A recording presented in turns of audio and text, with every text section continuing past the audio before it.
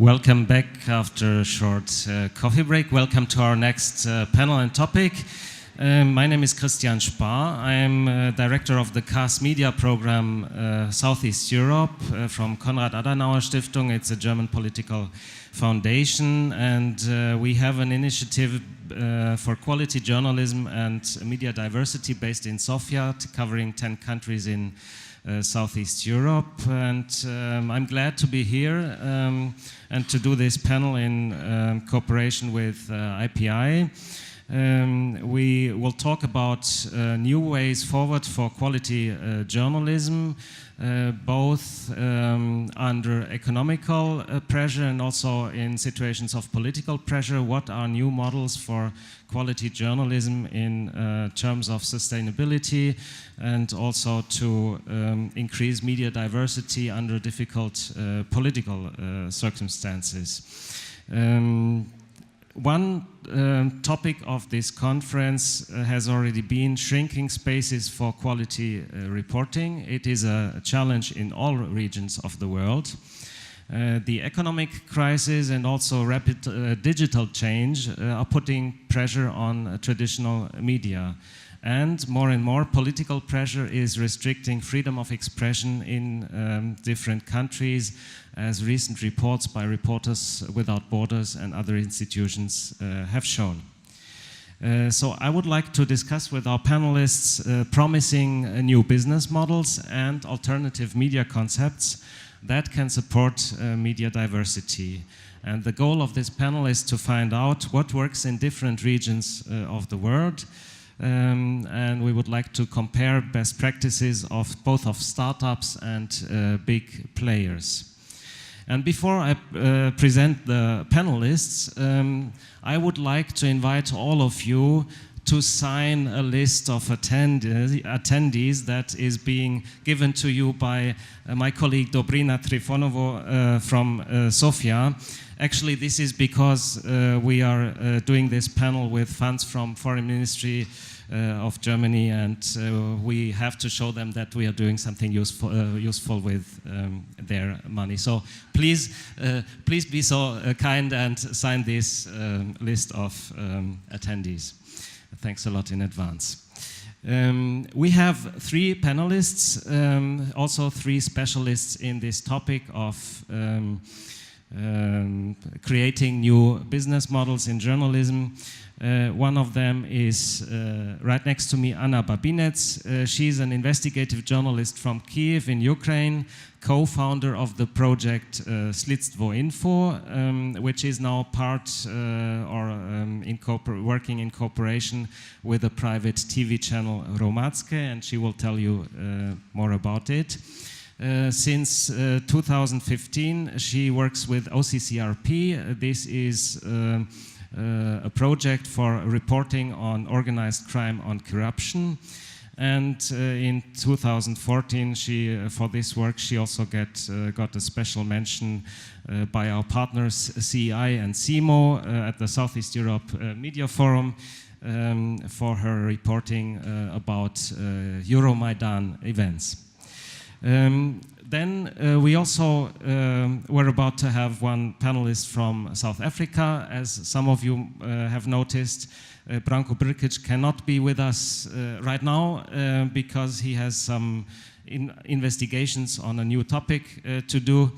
I am very glad that we have now with us Joan Chirwa. She's the CEO of a new independent newspaper in Zambia, the Mast, and which is a successor of another newspaper that had to close down under political pressure. And many of you already know Joan from yesterday's opening panel. I'm glad that you can share some insights with us about how to build a new newspaper in Zambia. And the third panelist from Germany, Florian Nehm. He's head of corporate sustainability department with Axel Springer, one of the largest digital publishers in Europe.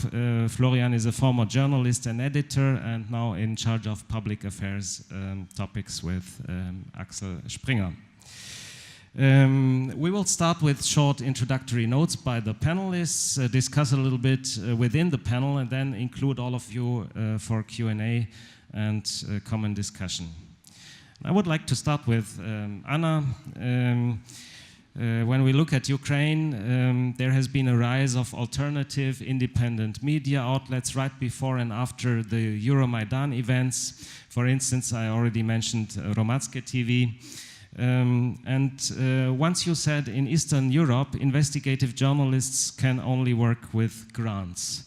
Is that still true? And how are the business models for independent journalism in your country? Are these new projects sustainable? First, I should say that investigative journalism is very expensive around the world. And I think it's not the only problem for Ukraine or for Eastern Europe. I think for every country, for United States, it's very expensive. Journalists can work for months and months, and when they check their version, they can understand that it absolutely doesn't work. But they got salary all this time, all these months. We understand it, and very often we tell about it. We have some conference, we have some trainings, we tell how it can work. I just will say about our experience, from Ukraine, and we have our independent agency, Slidstvo.info. We work last 5 years. We started as a very small agency, and we had a website, and after that we joined to online TV. It's Hromadske TV, and the TV covered all protests during Euromaidan, and a lot of people sent us money. It was, I think, it was very short time. It was around 4 months, but really its model of crowdfunding worked. We got millions and millions from people because in other channels didn't cover this events, these protests in downtown of Kiev, and only we covered it, and a lot of people wanted to know through. But it was like very short moment. Usually in Ukraine, in countries from Eastern Europe, people don't want to pay for high quality information. And because of it, almost all independent projects, now I mean investigation project, work for grants, for money from some foundation. For example, our project Slidstvo.info, we work for Canadian government grant. We have this for 3 years, and we produce now a weekly TV program, it's investigations. But now we understand that this grant will finish very soon, and now we are thinking, we are creating new model. We understand that weekly investigations don't work because we have not big team. It's around 6-7 reporters, and every week they can't produce a very good investigation. Usually it's reporting with some elements of investigations, and it's very expensive. So now we are thinking about producing 2 or 3 documentaries per year, and with very big impact. For example, last week we published a documentary about killing of our colleague in Kiev. It was 10 months ago. We worked for 10 months. It's a very long time. And we published our documentary. We found a lot of details which police didn't found. We found people from security service on Ukraine in place of murder. And now it's second week when all TV channels in Ukraine cover this story. President called us to him, head of police called us to him for meeting, for talking about it. So maybe we will change our model. It will be not so expensive if we will not have big team for working on TV, because it's expensive, this TV program, TV project, a lot of tech personals. We will work very small team, and we will work only on big documentaries which can give big impact for all country, for news, for something.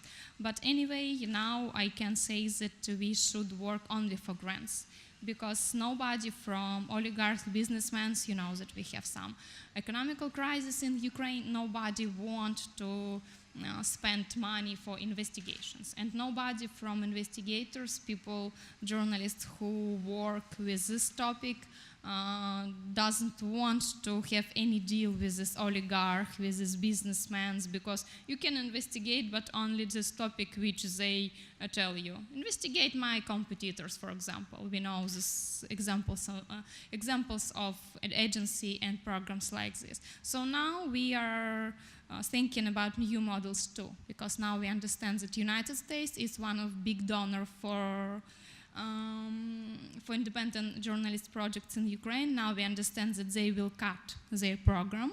We see it. And I think not only our agency, a lot of agencies in Ukraine think about it, how to work, how to make how to make their work with big impact. It's in not for so expensive way. So it's a question for us too. Maybe we will think about advertising, but we don't produce everyday product for thinking about advertising. So Ukrainian experience, it's only foundation and donors. You said that right after the revolution, all or most international donors gave money for independent journalism. Now this is not the case anymore. Also, you have a different situation concerning crowdfunding. If you look ahead, like 3 years from now, 5 years from now, what is your idea about funding independent journalism? Will you have other approaches? I can say that we have better situation. I mean, with freedom of speech, and 3 years ago, 4 years ago, when we have pro-Russian President Yanukovych, who ran away to Russia 3 years ago, all things we published, I mean, investigations, very hard investigation about big corruption, everything was absolutely ignored. You can do everything, nobody noticed it. Now, almost every important things which published by investigative journalists, it's noticed by authority. But now we have another problem. We can publish everything, and mostly if you publish really high quality information, something very important, all channels or news agency cover it. It's important that we are not ignored anymore. But we have another problem because we have this fights in social networks, we have this pages against journalists, we have this some ethics. It's mostly it's like moral ethics, some pages about some private things, some things which can destroy your reputation. I mean some fake news about you, a very big army of trolls which protect authority. So now we are like some dangerous for authority, and we have some fights. It's another problem, but I think, my opinion, it's better, because anyway we can have some discussion, and things which we do, it's important, and we work for society, and it's noticed by societies, and society can know about it from news. It's like not small website. It's situation is better, but it's like new challenges for us. Many thanks for this short overview about independent journalism in Ukraine. Let's have a look how things work in Zambia. Joan, all over the world, media are complaining that internet users don't want to pay for journalism anymore. Same, of course, is for print journalism. You just started a new newspaper that is not only online, but print, actually. So you're investing in traditional media. And how can you reach a sustainable business model in your country, especially also in a context of strong political pressure? For us, it's a story where you're coming from a very strong position, because the Mast was born out of the closure of the post, which was in existence for 25 years. And that all came after some political pressure because of one or two minor issues that were purely business, but the government found a way of having to close down the newspaper based on that. So after the closure of the Post, we had to come up with a newspaper that we felt was going to continue on the work that the Post was doing. it wasn't an easy one because you are talking about a company that had a lot of resources, and then you wake up, everything is gone. All the accounts were frozen and the equipment was seized. So you still had to do something. You had to find ways in which to get to the people out there. It wasn't an easy thing to do because we needed to now look around and find who was going to be available to print the next edition for us. Our printer was taken away. Everything literally was taken away, including computers. So the only things that we had were mobile phones that we had to put to very good use. Fortunately, at least we have smartphones now so that they can literally do everything for you. We ran around to mobilize a few computers that we were using for the production department for layout of the pages. Because if you talk about online in Zambia, really, there's nothing that you can get from there because like you said earlier, it's very difficult to get people to pay for content, like online content. There's absolutely no advertising that you can even get for countries like Zambia. So everything else is totally for print, you know. So we had a lot of difficulties, and we still have a lot of difficulties to this day, because this is a newspaper that is looked at as an enemy of the government because the Post was viewed as such. So it's come on the market, but a lot of potential advertisers have been told never to advertise in the Mast. So you don't get any business, even from private institutions, as long as they are connected to the government in one way or the other. So the only thing that remains for us is the classifieds.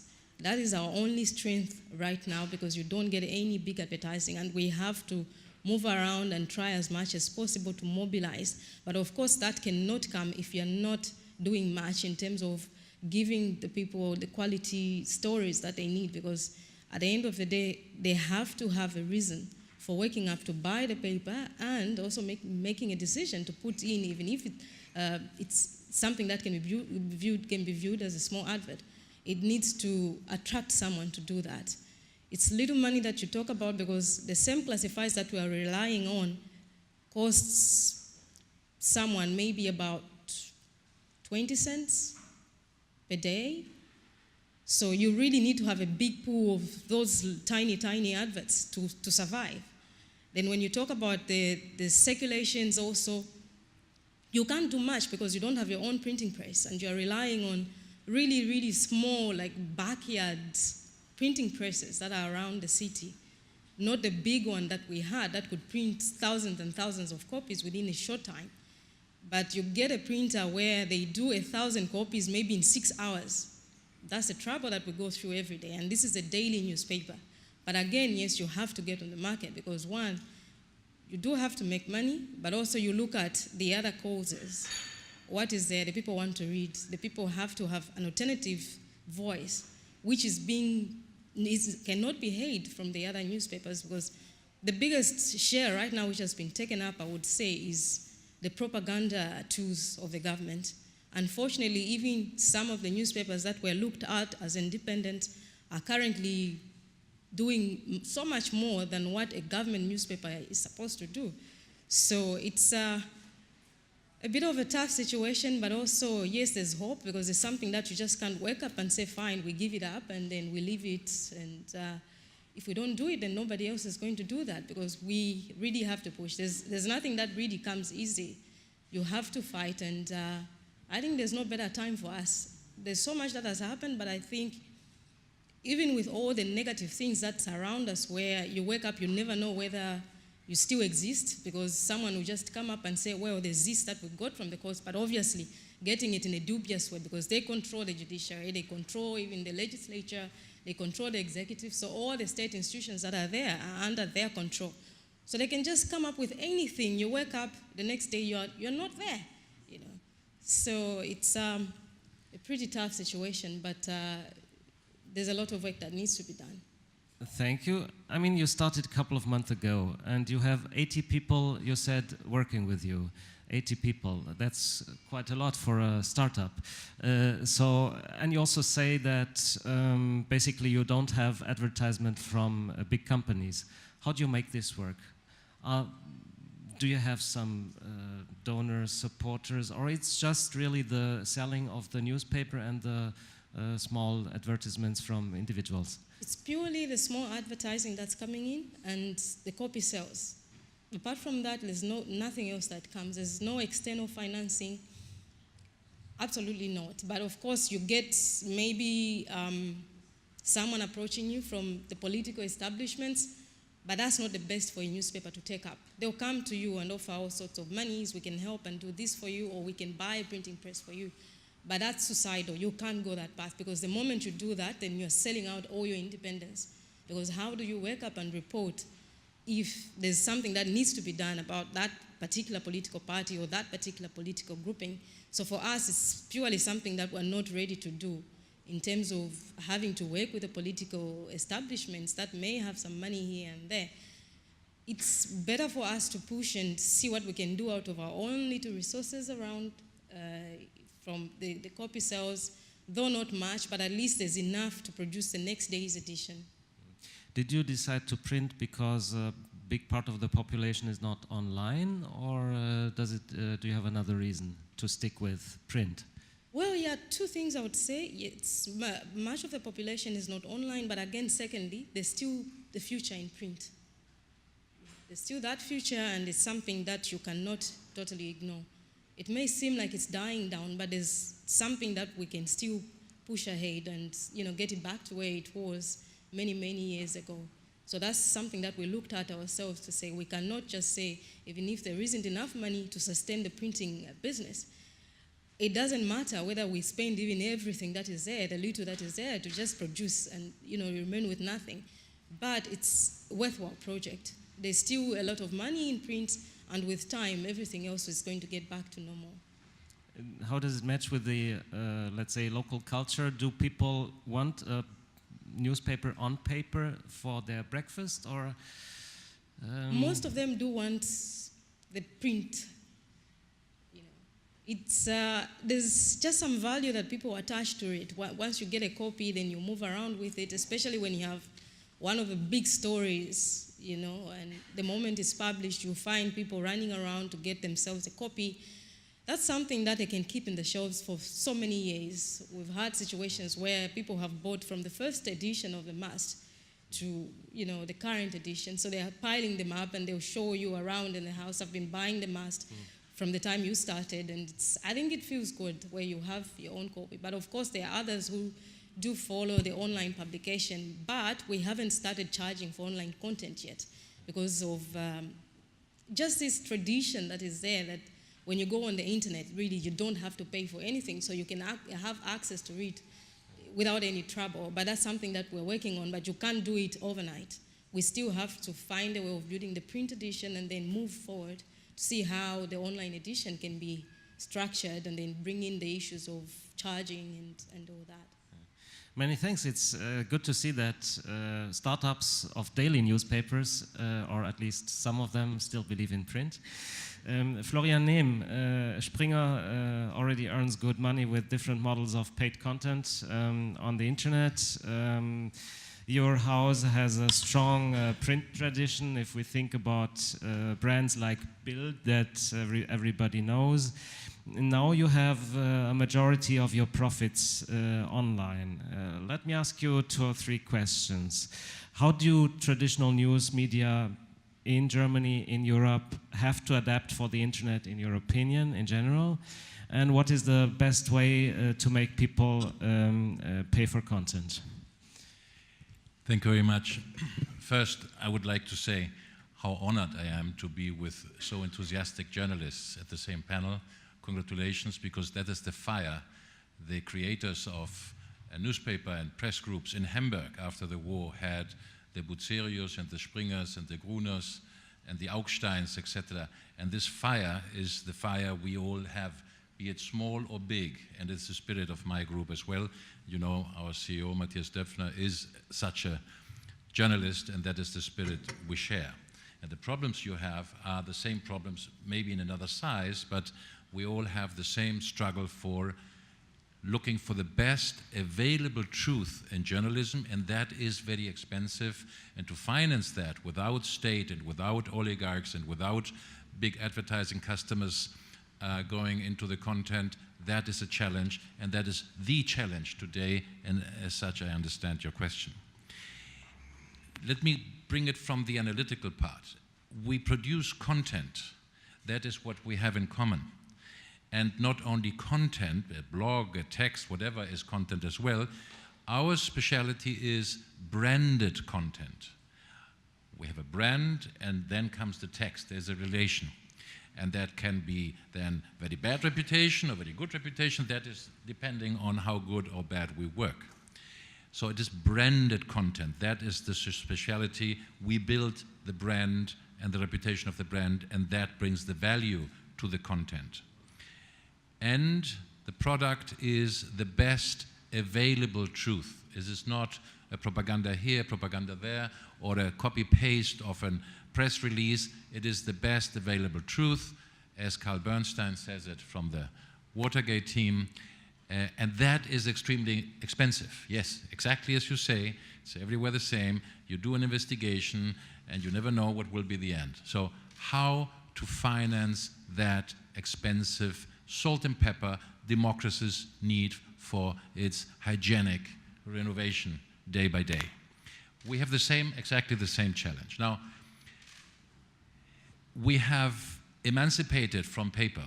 Our understanding is that we produce content. And then the distribution of it depends. Some like it on big sheet, small sheet, social media, website, app, etc. And yes, there has been a lot in my group along this direction. If you ask what works and what not, I have no answer. The answer you get from those doing it is we all have to make mistakes. And the earlier we start, the earlier we make the mistakes, and the earlier we can try to avoid these mistakes, how to have methods so that the users pay for the content. And you can see this on the various apps of the big brands in Germany, FAZ and Spiegel and Bild and Welt, the metered model, the freemium model, the this model, the that model. They're all looking for that. Yes, Bild Zeitung has now several 100,000 subscribers for the exclusive news. The online approach is news that are known in general are for free. If Hamburg plays soccer against Munich, the result is known, so it is for free. But if you have a reporter going into the shower of the team, then it is exclusive, and people like to subscribe because that's hot stories. You can hear what the players said, etc.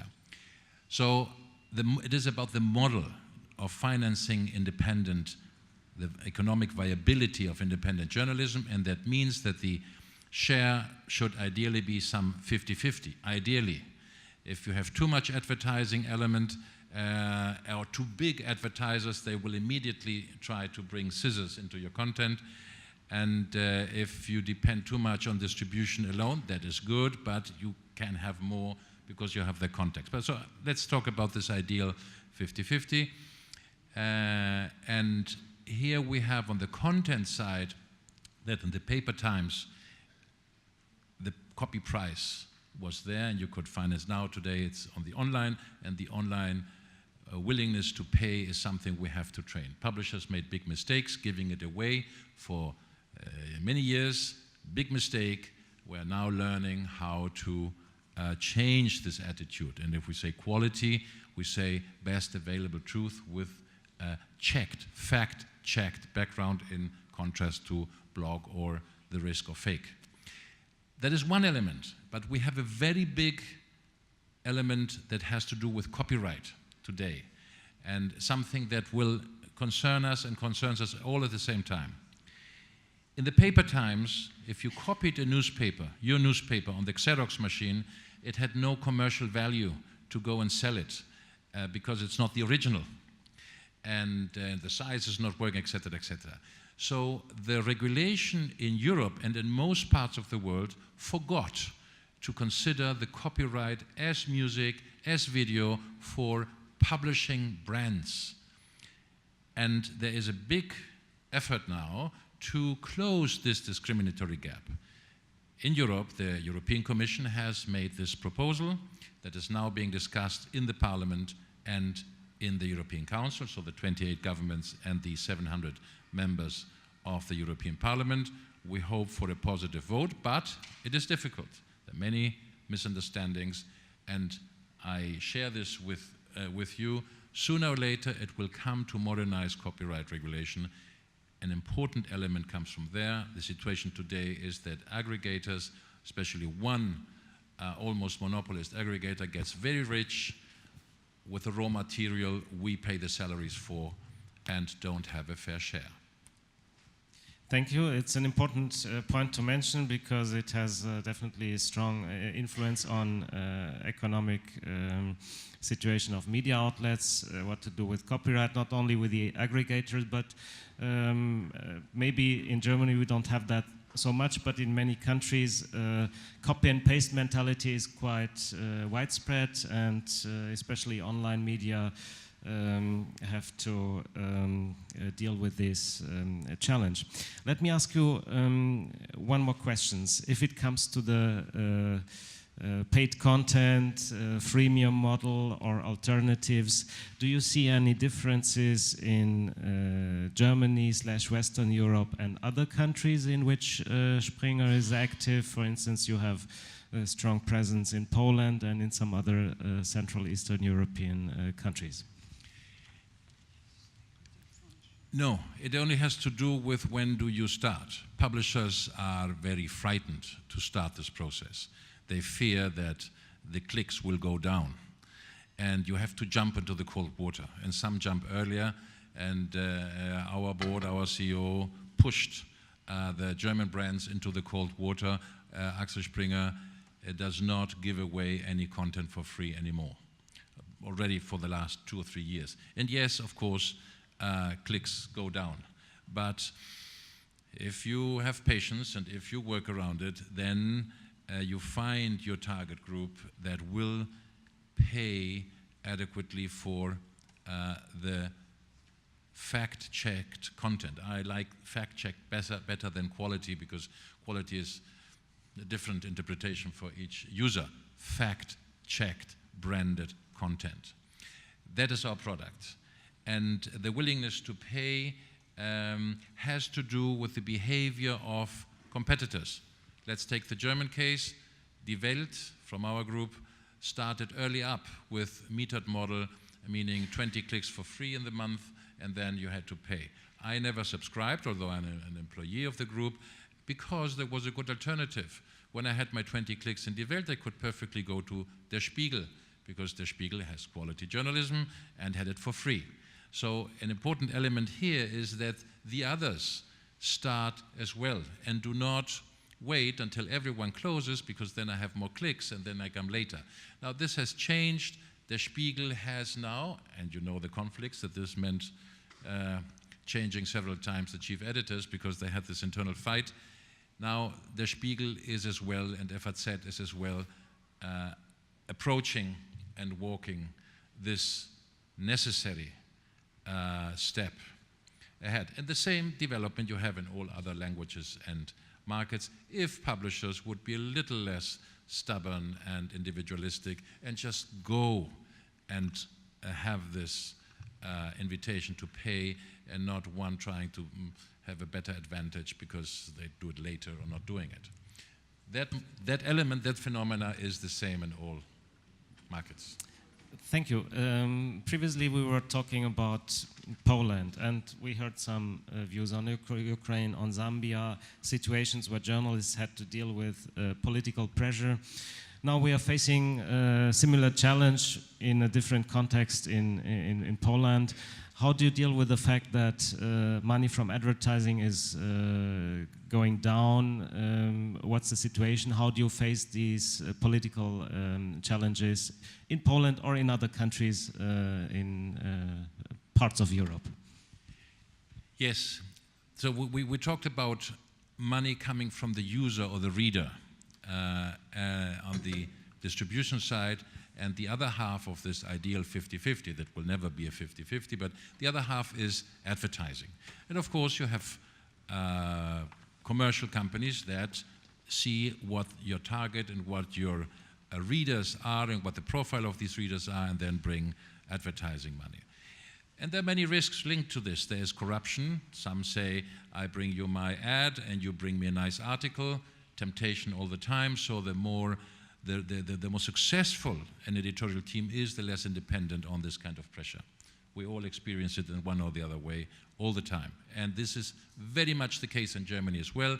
Remember the Stern, when they had this report on Lidl with the secret cameras on their employees. Lidl cancelled a big amount of advertising to punish the editorial team.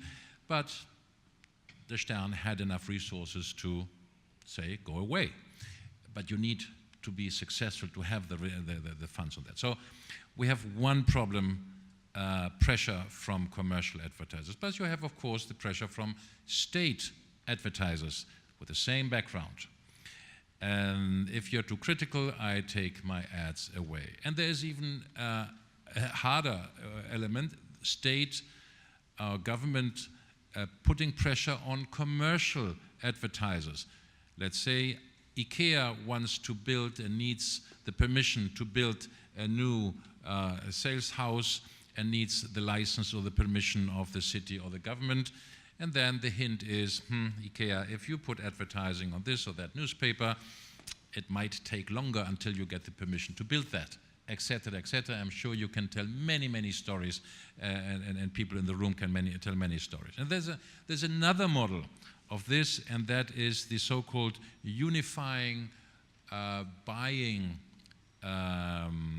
mandates. In governments, in state, you have many sources that buy advertising. You have the railways, you might have the state telephone company, you might have the Autobahn system, you might, etc., etc. The ministries, you name it. In most countries, these buy the advertising independently. And of course, there can be some pressure, but now some governments try to unify this purchasing with that or of their tax money, and in principle that is not positive or negative. It depends. It has to do with the criteria in which. So the United Kingdom, the Cameron government in the early days installed this to have all state advertising from tax money in one agency to have better negotiation power and then buy the advertising. But they had an ethical commission overseeing this, that the placement of the advertisement would only follow a rational statistical criteria, not political. Poland has now started the same process, and I do not know how big or small the ethical commission is in that relation. And yes, you see already publications such as Gazeta Wyborcza that unfortunately have 30% dependence on state advertising, going down because suddenly no advertising anymore from that source. Our publications have a lesser problem because we only have less than 10% state-related advertising, but imagine the rest. So there's this element of pressure, and there is, of course, a fraud of tax money, because the tax money is meant, if it goes to advertising, to follow rational criteria. If you do an advertising on railway company, you need to go to a publication where you will meet most or many railway users, and you cannot put this money into the gardening newspaper of a province where their target group is completely different. Now, this phenomena is as well happening in commercial. So there are now auditors to check how media groups put their money into the media. And two groups do this. One is Accenture mainly, and the other is a Hamburg-based company called Ubiquity. So whenever you have the opportunity to research, to just see in the search engine Ubiquity, you will see this kind of service, because fraud of this kind happens or has happened as well in the commercial world. Many thanks. I think this was very useful information. Now we have 15 minutes more. I would like to invite you all to raise your hands to ask a question to the panelists, and there will be a colleague giving you the microphone. Just mention your name and where you work. Robert von Lucius, very long ago, Africa correspondent for the Frankfurter Allgemeine. Joan, about a very long time ago, the Post, which you mentioned as a critical voice and independent newspaper in Zambia, was being stormed by police. But there were demonstrators in front of it, including the then German ambassador, which was extremely unusual and courageous.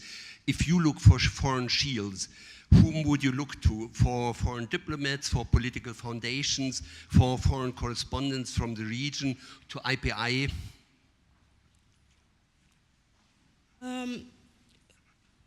For us, when that happened, we really didn't mind where the support was coming from. It was something that happened. I mean, we never expected such a thing to happen.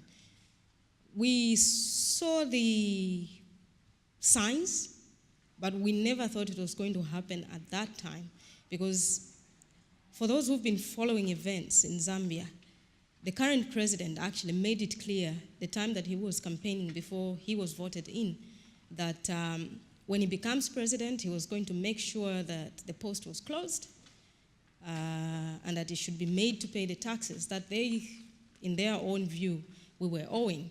But you were talking about a company that was paying taxes. And of course, we weren't the only institution that was owing some amounts to the revenue authority. But they had to inflate the figures to make their case strong against the post, you know. So we didn't think that was going to happen that soon. And yeah, we were in an extremely vulnerable situation. A lot of people came to our support. We had the IPI that actually undertook a trip to Zambia. We met them, they met the government institutions, they met our lawyers, and came up with a statement that was circulated. We also had a few of the politicians coming through, but of course for politicians, they also have their own papers to save, you know. They will show up to try and send a message when, if they were in that particular position and they were the ones in power, obviously in one way or the other, you'll find them doing exactly the same things that their friends were doing. The foreign diplomats, yes, they did quite some work. We had a lot of support from the American ambassador, a lot of support from the German ambassador, the Finnish, the EU itself also issued some statements. And though off record, what I know is the fact that there are quite a number of influential ambassadors that have been to even meet the president to tell him about the need to allow the press to operate freely. But he has maintained a stance where he's categorically stated and told them that I am not going to reopen the post because of his own reasons. You know, for him, he doesn't really care whether the international community views him as somebody who's so much against independent press or not. It just doesn't care. For now, he's the president of Zambia, so he can do as he pleases. It doesn't matter who goes there to tell him, you know. One very interesting comment that came out is the fact that he even said, look, I am not dealing with journalists, I am dealing with politicians. For him, he looked at the post as a group of journalists that are politicians and not journalists, but the only thing that we were doing is do our work the way the public expects us to do it. You know, the most unfortunate part is that that approach has continued even with the Mast. Yes, we are just starting, we're only 6 months old, it's very new.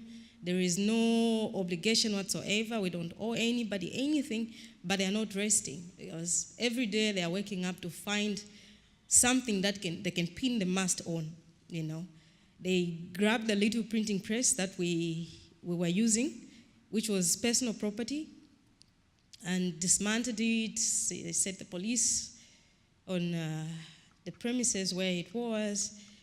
It wasn't a good experience. That was in February. So again, you had to start running around to find where you can get the copy printed. You know.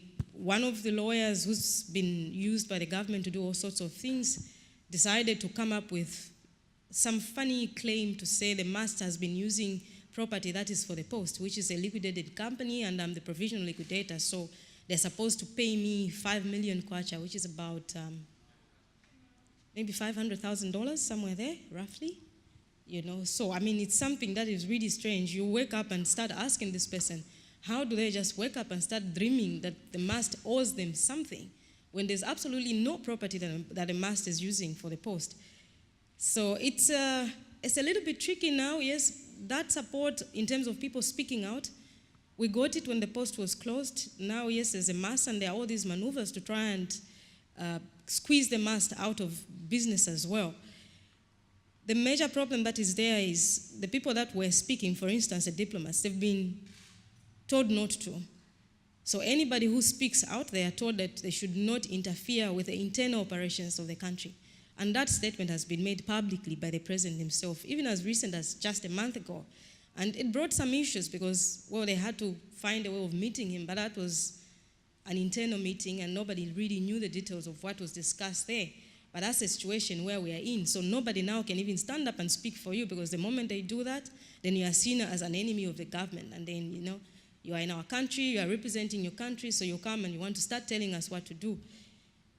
So really, it's tough. And for us, the biggest support that we are getting is something that comes from international partners like IPI, and also international colleagues like yourselves, everybody that's sitting in this room. Because even local journalists, you cannot speak and say what is happening is wrong. We cannot treat maybe, for instance, our colleagues from the Mast in such a way. There are times when journalists are even told to leave a certain event because they're coming from the Mast. You know, where are you from? From the Mast? No, sorry, you can't get in.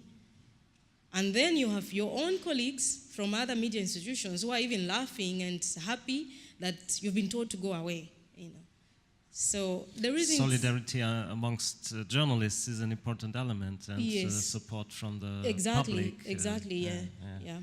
Thanks a lot. I mean, you are working under extremely difficult conditions, absolutely. And I'm quite impressed. You know how you're telling this in with a relatively calm voice and just saying it's a little bit tricky.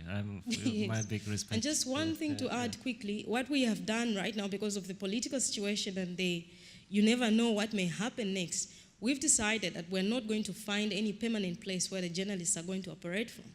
So it was a time for us to try and embark on having a virtual newsroom. You can operate anywhere. If situations allow, at times we even operate from a vehicle. So it's just like having a mobile newsroom. The whole day, people are just moving around. You take one person to this event, the next event, and just like that. Then they sit in the vehicle again, do their stories. Fortunately, we have, you know, new technology that is helping us, so you can do your work literally everywhere. The same as myself, I don't have an office because right now I don't see any need of me having an office, because you spend a lot of money in having an office. The next day someone comes and busts you and tells you to leave and come up with all sorts of charges against you. So the best is just to operate from wherever, you know. It doesn't matter where you are, but work really has to go on. Thank you. Another question. Next question. We have a question. I don't know who was first. You're first and you're second. My name is Mustafa Shehu. I'm the CEO and editor-in-chief of the Political magazine in Nigeria, and also the Political online newspaper. Our focus in the magazine is politics, economy, and development. And the online newspaper is general news. Now, my question is, given that advertising revenues are dwindling, how do you see operating an alternative business model where you operate a different business from your publication to support the publication? However, the business you operate may take contracts from the government. Okay. Whom would you like to answer the question? Florian, Nehm, Anna Babinets, maybe Flo? Yeah. Okay, let's. So the ideal we are fighting for is the economic viability of journalistic enterprises. There is no alternative in this ideal context The alternatives are subsidies from other branches, companies from other sources, the example you mentioned, or oligarchs, a problem in Europe and a number of countries, or the state, or a political party, or a foundation. So let's keep out the foundations, they're not a big problem, but of course, subsidies and oligarchs. Yes, now in the individual situation, it depends on the spirit of the entrepreneur.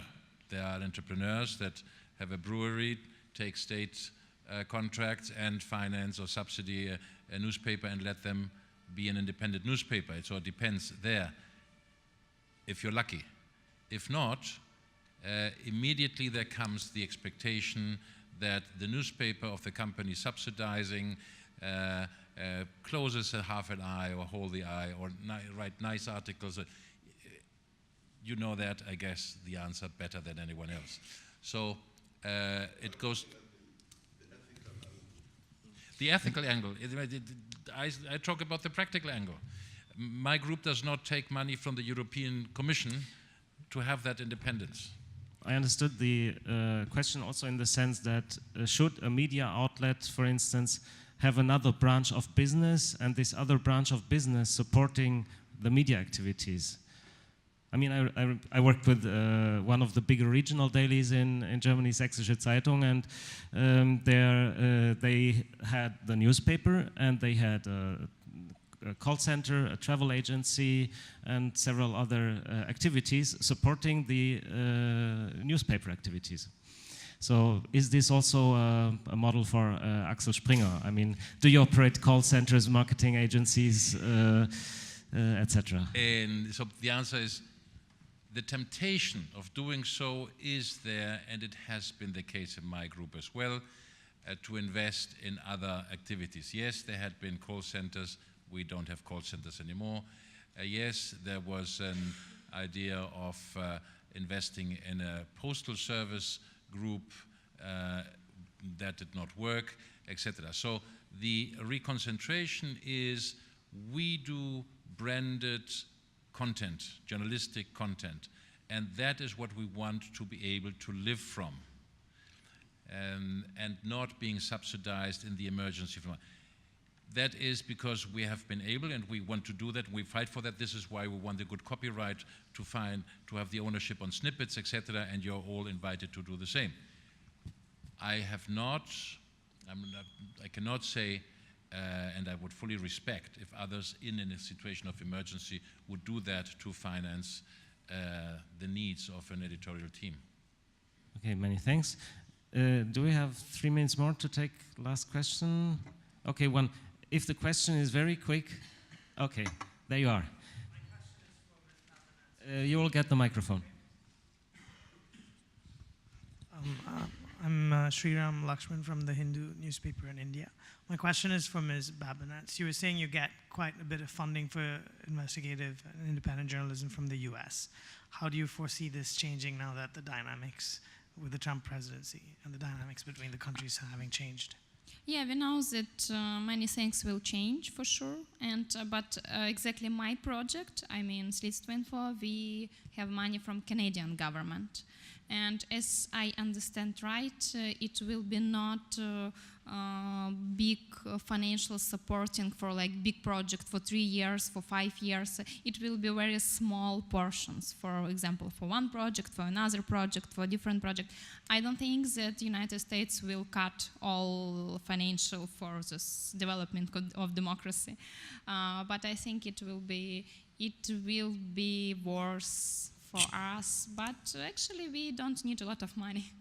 I mean, now we are thinking how to make high quality work without a lot of money. It's our purpose. We can get money from Europe, a lot of foundation in Europe, from Canada, from another countries. So, but I know that now it's a problem, a big problem for big projects who have in Ukraine only money from United States. If it will cut from next year, for example, it will be question about their life of the project.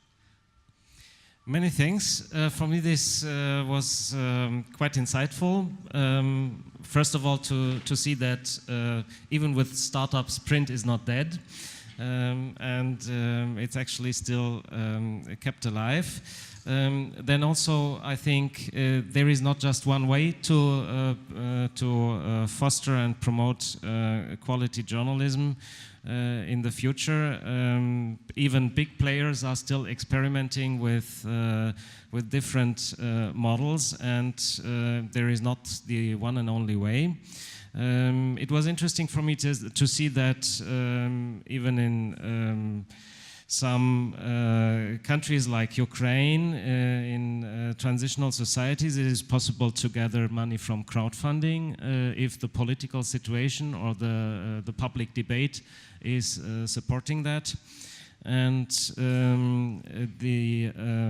definitely there is a need of public support for independent media projects. This is something that is very important, to be part of the public debate, to be present, to show what you're doing to a bigger audience, and in order also to get some solidarity for your project, and for the big media companies, of course, to make your operations transparent in order to also to keep credibility and to show that you're actually operating independently from other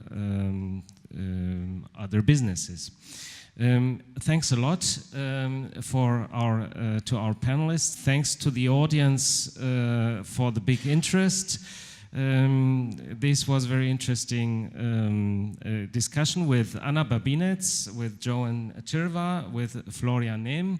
And I wish you all a nice afternoon at the Congress and a good weekend in Hamburg or wherever you spend it. Thanks a lot.